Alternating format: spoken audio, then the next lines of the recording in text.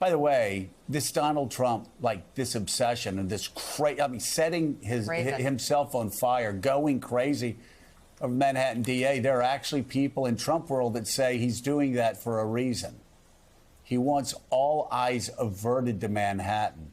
He wants us talking about Manhattan because he knows he's in much bigger trouble in Washington. He knows he's in much bigger trouble in Georgia. He knows he's in much bigger trouble with the Mar-a-Lago investigation. So he sets himself on fire over a misdemeanor charge.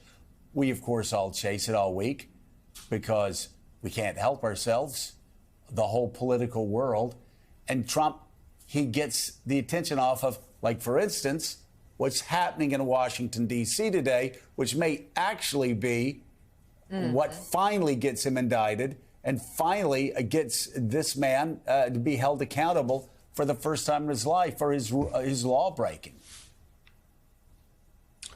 Yeah, I mean, we started this week, Joe. I think that this is right. I mean, the other way to kind of put it is that Trump, this is the case, that this is the terrain. If you think of what he's trying to do is move all these matters from the legal realm into the political realm. He thinks he's on the strongest footing politically to fight over the Stormy Daniels, hush money payments. Those are things that happened before he was president. He kind of thinks he can contextualize those and make them seem like they're part of a witch hunt.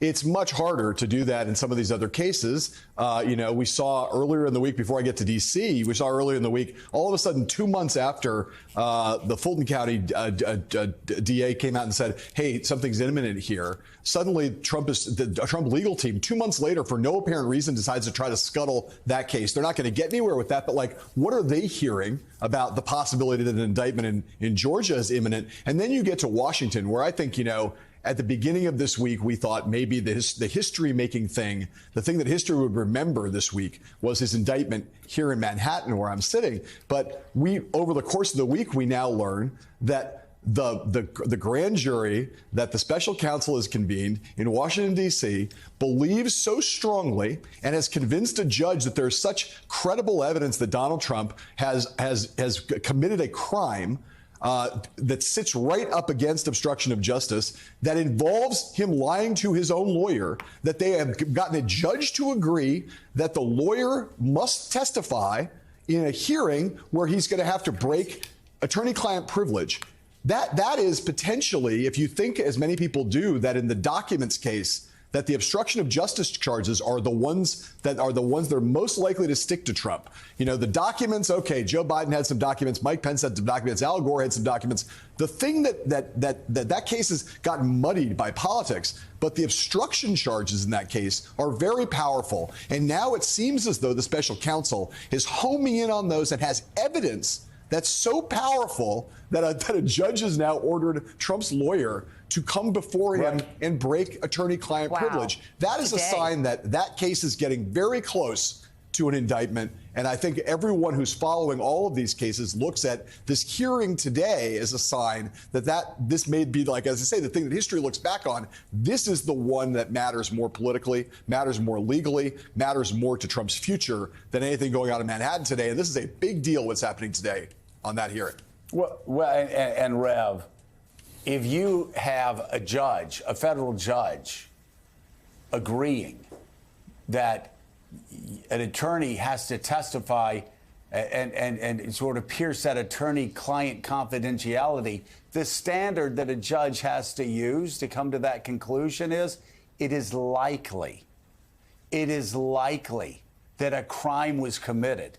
So if it is likely that a crime is committed regarding classified documents, regarding top secret documents, and you have Donald Trump obstructing the ability to get top secret classified documents back to a safe holding space, then maybe that explains why he's setting himself on fire and saying, look here, look at this misdemeanor up here. Look what's happening in Manhattan. Because he doesn't want us talking about the fact that a federal judge has already concluded that it's likely he committed a felony. No doubt about it. And I think the panic that you and I were talking about, it may not be Manhattan, but he's definitely in a panic. And I think that it is absolutely a panic when you now have taken just the documents found in one box and moved to a box now of obstruction. Because now you can't talk about Pence and Biden. You're talking about a singular thing that could really unravel Donald Trump for all times with a federal indictment of obstruction with the intent to obstruct and go around the law. And I think that's why we're seeing these midnight rants from him that he's posting, because he's hearing, as I said, these footsteps coming closer. Those midnight demons are saying to him, they're coming to get you, Donald. The Manhattan elite that you always felt looked down on you and your dad are laughing at you. They're on their way.